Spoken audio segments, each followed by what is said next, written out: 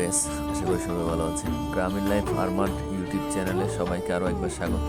যারা ছাদে বা বাড়ির আঙ্গিনায় ড্রাগন গাছ লাগিয়েছেন, গাছে ফুল আসছে না, ফুল আসলেও বা ঝরে যাচ্ছে, তাদেরকে করণীয় কি তা দেখার চেষ্টা করব।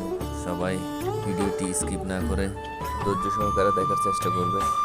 ভিডিও জুড়ে কীভাবে বেশি করে ফুল এবং ফল হারভেস্টিং করা যায় সে বিষয়ে আলোচনা করা হবে। তো বন্ধুরা, আমার চ্যানেলে যদি নতুন হয়ে থাকেন অবশ্যই লাইক, কমেন্ট ও সাবস্ক্রাইব করে পাশে থাকবেন। তাহলে আর কথা না বাড়িয়ে মূল ভিডিও শুরু করা যায়। সো বন্ধুরা, আমি একটা অর্গানিক এবং রাসায়নিক ফার্টিলাইজার মিশ্রণে একটি ড্রাগন গাছের খাবার তৈরি করব, যে খাবারের মাধ্যমে প্রচুর ফুল এবং ফল হারভেস্টিং করা সম্ভব হবে। এই মিশ্রণটি তৈরি করার জন্য প্রথমে আমি 1 কেজি মতো গোবর নিয়েছি। আপনাদেরকে অবশ্যই খেয়াল রাখতে হবে এটি শুকনো হতে হবে। শুকনো গোবর ছাড়া যদি দেন তাহলে সেক্ষেত্রে গাছের ছত্রাকনাশক রোগ হওয়ার সম্ভাবনা থাকে।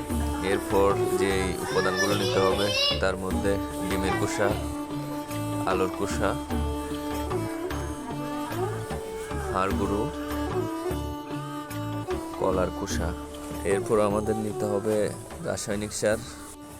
এখানে আমি নিয়েছি প্রথমে ইউরিয়া, লাল পটাশ এবং টিএসপি।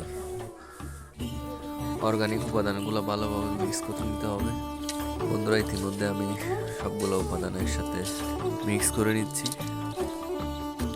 এরপরে আমি রাসায়নিক সারগুলো একসাথে দিয়ে দিচ্ছি। এরপর সবগুলো উপাদান ভালোভাবে মিক্স করে নিতে হবে। পানি দিয়ে সম্পূর্ণ উপাদানগুলো ভিজিয়ে রাখতে হবে।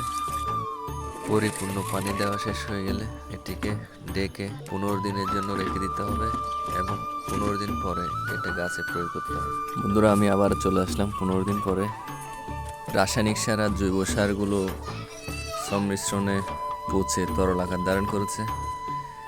এগুলা কিভাবে গাছে প্রয়োগ করলে তার গাছে দ্বিগুণ পরিমাণ ফলন এবং প্রচুর পরিমাণ ফুল হবে তা আমি এই ভিডিওর মাধ্যমে আপনাদের দেখাবো।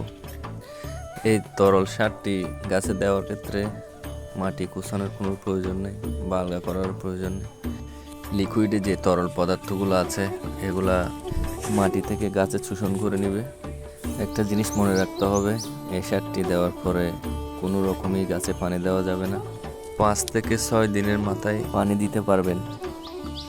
বন্ধুরা, আমি আবারও ফিরে এসেছি 3 দিন পর। আপনারা নিশ্চয়ই দেখতে পাচ্ছেন আমার গাছের প্রত্যেকটা ডগায় কুশিতে কি পরিমাণ ফুলের মুকুল বের হয়েছে। প্রত্যেকটা ডগায় অসংখ্য ফুলের মুকুল বের হয়েছে 3 দিনের মাথায়। সো বন্ধুরা, চাইলেও আপনারা এরকম একটি সার তৈরি করে আপনাদের গাছে প্রয়োগ করতে পারেন। বন্ধুরা, আপনারা চাইলে একটা সার দেওয়ার তালিকা করে নিতে পারেন। কতদিন পর কী সার কতটুকু প্রয়োগ করতেছেন তা মনে রাখার ক্ষেত্রে সুবিধা হবে। বন্ধুরা, আমার এই ভিডিওটি দেখে যদি আপনাদের উপকৃত হয় তাহলে আমার চ্যানেলটি লাইক, কমেন্ট, সাবস্ক্রাইব করে পাশে থাকবেন। সবাইকে অসংখ্য ধন্যবাদ।